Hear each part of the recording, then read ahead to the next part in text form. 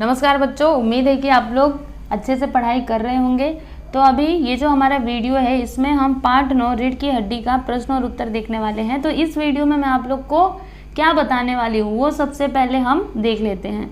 तो देखो यहाँ पर ये जो स्वाध्याय है ना, तो स्वाध्याय के अंदर जितने भी प्रश्न दिए गए हैं इनके उत्तर मैं आपको इस वीडियो में दूंगी।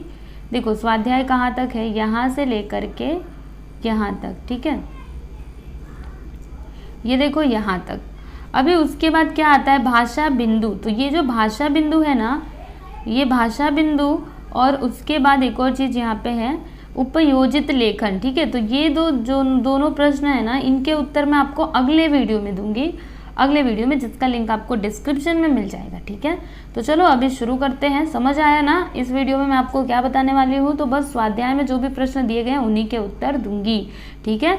चलो अभी हम शुरू करते हैं। तो यहाँ पे क्या है, सूचना के अनुसार कृतियाँ कीजिए। पहला प्रश्न, संजाल पूर्ण कीजिए। संजाल पूर्ण करना है। तो राम स्वरूप और उमा, तो इनका संबंध क्या था? पिता पुत्री का।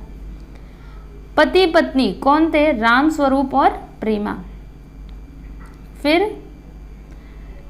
नौकर मालिक कौन थे? तो रतन राम स्वरूप। उसके बाद शंकर गोपाल प्रसाद, ये कौन थे? तो पुत्र पिता, ठीक है।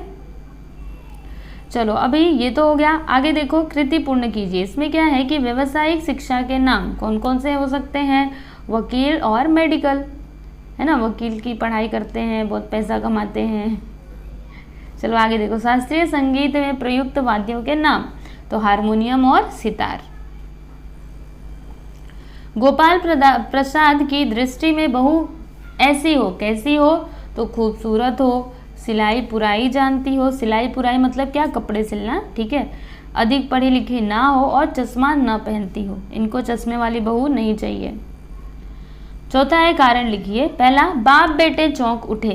क्यों चौंक उठे? क्योंकि उन्होंने उमा के चेहरे पर सुनहरी रीम वाला चश्मा देखा। इसके लिए दोनों बाप बेटे चौंक गए, क्योंकि उनको चश्मे वाली बहू नहीं चाहिए थी ना। उमा को चश्मा लगा। पिछले महीने उमा की आंखें दुखने लगी थी, इसी कारण उसको चश्मा लगा था। राम स्वरूप ने हारमोनियम उठाकर लाने को कहा। राम स्वरूप क्यों लाने के लिए कहा, इसका कारण देखो। राम स्वरूप गोपाल प्रसाद और शंकर को दिखाना चाहते थे कि उनकी लड़की हारमोनियम बजाना जानती है।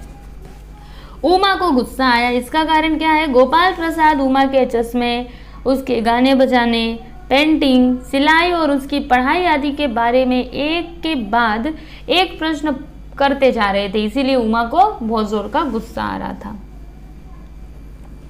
सूचना अनुसार लिखिए। क्या है इसमें? कृदंत बनाइए। कृदंत बनाना है।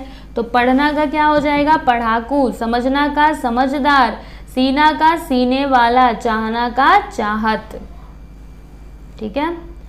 शब्द युग्म पूर्ण कीजिए। पढ़े का लिखे। सभा की सोसाइटियाँ, चाय वाय होता है ना। पेंटिंग का वेंटिंग। सीधा का साधा। सीधा सादा। अभिव्यक्ति, इसमें क्या है कि सुनी पढ़ी अंधविश्वास की किसी घटना में निहित आधारहीनता और अवैज्ञानिकता का विश्लेषण करके लिखे। यानी आपने कोई अंधविश्वास की घटना सुनी हो या फिर कहीं पे पढ़ी हो, तो उसी का विश्लेषण करके आपको लिखना है कि वो फालतू में, मतलब उनको उस चीज़ के ऊपर भरोसा करना ही नहीं चाहिए, क्योंकि वो तो अंधविश्वास है ना। लेकिन फालतू में लोग उसके ऊपर भरोसा करते, उसको मानते हैं। तो वही यहाँ पे आपको उसका विश्लेषण करके बताना है कि वो कैसे गलत हो सकता है, ठीक है। तो देखिए मैंने यहाँ पे लिखा हुआ है, मैं पढ़ते जाती हूँ, आप देखते जाओ, ठीक है। यहाँ पे कोई तो एक लड़की है या फिर कोई लड़का है, लड़की है, तो वो क्या कहती है, मेरी दादी बड़ी अंधविश्वासी हैं। उनका मानना था कि कोई घर से बाहर जा रहा हो और किसी को छींक आ जाए तो जाने वाले का काम पूरा नहीं होगा।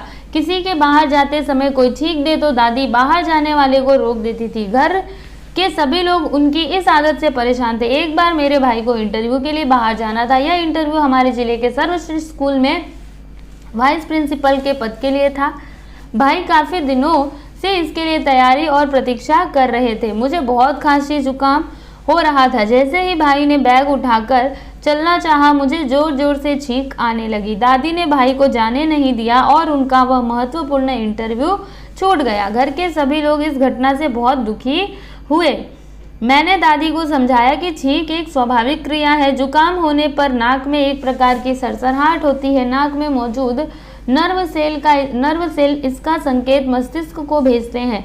मस्तिष्क इसकी प्रतिक्रिया में चेहरे, गले और छाती की मांसपेशियों को सक्रिय कर देता है, जिसके फलस्वरूप ये सब मिलकर तेज हवा निकालकर बाहरी गड़ों को बाहर फेंक देते हैं। यही क्रिया छींक है। दादी के मन में भी भाई के इंटरव्यू को लेकर अफसोस था। उन्होंने मेरी बात समझी और धीरे धीरे अपनी इस आदत को छोड़ दिया। ठीक है बच्चों, चलो उसके आगे क्या आएगा, तो उसके आगे भाषा बिंदु आएगा। मैंने बोला है कि भाषा बिंदु में जो भी प्रश्न दिए गए हैं इनके उत्तर मैं आपको अगले वीडियो में दूंगी। ठीक है, तो चलो मिलते हैं हम नेक्स्ट वीडियो में। धन्यवाद।